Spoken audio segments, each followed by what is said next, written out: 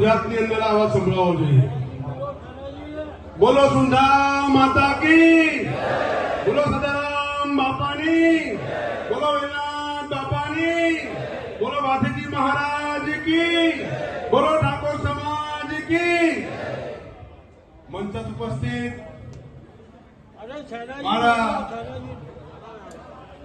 સગાબેન સમાન જેને માનું સેવા બનાસકાંઠાના સાંસદ શ્રી જ્ઞાનીબેન અને બીજા જ મારા બેન એવા જિલ્લા પ્રમુખ, માજી જિલ્લા પ્રમુખ પિનલબેન, ઉપસ્થિત શ્રી આગેવાનો, આટલી મોટી સંખ્યામાં મારી સમાજના વડીલો, યુવાનો, દોસ્તો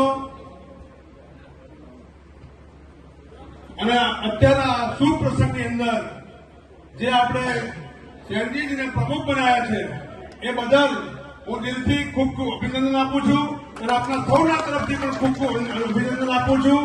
અને ચેનજીભાઈને કહેવા માંગુ છું કે આજથી તમે જે જવાબદારી ઉઠાવો છો પણ જરાય ચિંતા ના કરતા, અમે સંપૂર્ણ પરિપૂર્ણ કામ થાય ત્યાં સુધી અમે તમારી સાથે રહીશું.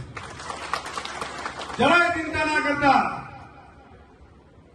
અમે શરૂઆતથી એન્ડ સુધી આ ધર્મશાળાનું કામ પૂરું ના થાય, પરિપૂર્ણ ના થાય ત્યાં સુધી અમે તમારી સાથે રહેશું અને જે કંઈ કરવું પડશે એની પાછળ અમે જરા પણ પાછા નહીં પડીએ.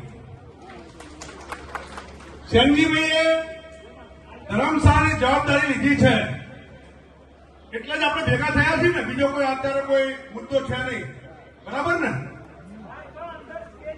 તો આપણે સેનજીભાઈને આપણે હાથ ઊંચા કરીને સૌએ સાથ ને સહકાર આપવાનો છે. કહેવાનું સેનજીભાઈ ચિંતા ના કરતા, અમે સૌ તમારી સાથે છીએ. તો એકવાર જો એકવાર હાથ ઊંચા કરીને એમને સમર્થન પૂરું કરો, તે અમને પણ એની શક્તિ વધે. હવે બીજો પ્રશ્ન સમાજને કહું છું કે ધર્મશાળાની જવાબદારી આપણે સેનજીભાઈને આપી છે, પણ આ સમાજને બેઠો કરવા માટે પણ આપણે જવાબદારી લેવી પડશે ને, લેવી પડશે ને આપણે સમાજને બેઠો કરવા માટે. વર્ષોથી આપણે આડા આવડા ઉપર નીચે ઘણું બધું દોડ્યા સમાજને મજબૂત કરવા માટે, પરંતુ આજે પણ આપણો સમાજ જેવો જોઈએ એવો નહીં, પણ બિલકુલ આપણો સમાજ મજબૂત નથી એમ કોઈ તો ચાલે. તો એના માટે શું કરવું જોઈએ? એના માટે ફક્ત ને ફક્ત આવી રીતે તાલીઓ નહીં પાડવાની, નાના ભાષણો નહીં સાંભળવાના, નાની જેની તેની પાછળ દોડવાનું નહીં. ચાહે રમેશજી ઉપર ભરોસો હોય તો જ રમેશજી પાછળ દોડવાનું નહીં. આ સમાજને કંઈ જ મળ્યું નથી અત્યાર સુધીમાં. ગમે તેને ગમે તેવા ભાષણો કર્યા છે, ત્યારે રમેશજી હોય કે દુનિયા હોય, શરૂઆત મારાથી કરું છું. પણ જો સમાજને બેઠો કરવો હોય તો આપણે સૌએ સમજવું પડશે. આપણે આપણા મગજનો ઇસ્તેમાલ કરવો પડશે.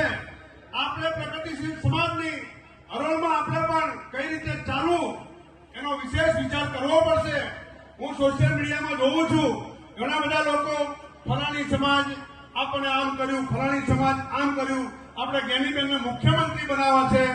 અરે મુખ્યમંત્રી નહીં, મુખ્યમંત્રીનો બાપ બનાવો છે, પણ કઈ રીતે બનાવશે તો વિચારો. ખાલી સોશિયલ મીડિયામાં લખી નાખવાથી મુખ્યમંત્રી જ્ઞાનીબેન નહીં બને. અને આ સમાજને તમામ પ્રકારે મજબૂત કરવા માટે આપણે સૌએ થોડું ઘણું નહીં પણ પાતાળમાં નહીં, સાતમા કોઠાઓ આપણે ભણવા પડશે, તો જ આપણો સમાજ મજબૂત થશે. બાકી આજે નહીં થાય, કાલે નહીં થાય.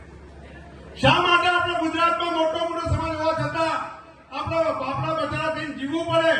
અને આજથી આપણા બેન શ્રી જ્ઞાનીબેનને ઉપસ્થિત સૌ આગેવાનોની હાજરીમાં, સુંદરમાની હાજરીમાં, સદારામ બાપાની હાજરીમાં, વેલનાથ બાપા ભાતીજી મહારાજ ના ઠાકોર સમાજ, અમારા મા બાપ સમાજની બેઠેલો ઠાકોર સમાજની હાજરીમાં આજથી સંકલ્પ લો કે અમારે પણ ગુજરાતની અંદર તાકાતવર બનવું છે. બનવું છે નહીં બનવું?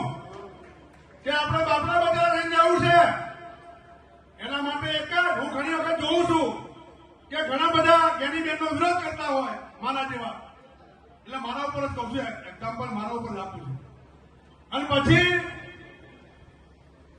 2 દાડા પછી જ્ઞાનીબેન જોડે હોય એટલે જ્ઞાનીબેનને હું વિનંતી કરું છું અને સમાજને પણ વિનંતી કરું છું કે જ્ઞાનીબેન કે રમેશજીનો વિરોધ કરતા હોય, રમેશજી પછી એની જોડે જતા રહે એટલે સમજી લો રમેશજી ફૂટી ગયા. આ સ્પષ્ટ બોલવા વાળો વ્યક્તિ છું. મારે કઈ જોતું નથી, મારે ચૂંટણી લડવાની નથી. પણ આવી આપણી સિંહણ બહેનોને અને આવા સિંહ ભાઈઓને આપણે ગુજરાતમાંથી આપણે ઘણા બધાને રાજકારણ કરાવવાનું છે. માત્ર ને માત્ર આપણે તાલીઓ પાડી આપણે દારૂ ચડવાનું. એક જ મિનિટ. રાજકીય ચર્ચા સાહેબ આજે નહીં કરશો, માફ કરશો. રાજકીય ચર્ચા નથી, આ રાજકીય ચર્ચા નથી. સમાજને સમજણ આપું છું, સમાજને સમજણ આપું છું. કારણ સત્ય બોલશો એટલે વિરોધ 100% થવાનો છે. અને હું તમને કહું છું કે બધા જાગૃત થઈ જાઓ. સમાજને પ્રગતિ કરવા માટે, સમાજને મજબૂત કરવા માટે તમારામાં કેટલી તાકાત પડી છે એ તમે જાતે વિચારજો. અને સુધા માતાજીની સાક્ષી આપી સંકલ્પ લો કે અમારે પણ અમારા સમાજને મજબૂત કરવો છે. અને આવનારા સમયમાં આવશું બનાસકાંઠામાં. અને ત્યાર પછી મારા દિલની વાત બધી હું આપની સમક્ષ રજૂ કરીશ. અને પછી આપણે શ્રી ગણેશ આપણે કરીશું. આપના આશીર્વાદથી 100% આવીશ. અને ક્યારેય પાછો પડવાનું નથી. ત્યારે ગમે એટલી અસુરી શક્તિ મારી સામે હશે, પણ સમાજને મજબૂત કરવા માટે કદાચ મારે જીવનનો આહુતિ આપવી પડે તો આપી દીધા. સમાજને પણ મજબૂત કરીને બતાવીશ. અત્યારે વિશેષ નહીં બોલું, અહીં મારું મંતવ્ય પૂરું કરું છું. કારણ કે 2010 થી બહુ દોડ્યા છીએ સમાજના હિત માટે. એટલે અહીં હું બહુ મર્યાદામાં છું. અને આવનારા સમયમાં આપણે સૌ ફરીથી મળીશું ને. તમારા આશીર્વાદ જોઈએ. બાકી તમારો દીકરો, તમારો ભાઈ અને તમારી સેવા કરવા 100% આવનારા સમયમાં બનાસકાંઠામાં આવી જશું તમારા આશીર્વાદથી. એથી વિશેષ વધારે કહેવા માંગતો નથી.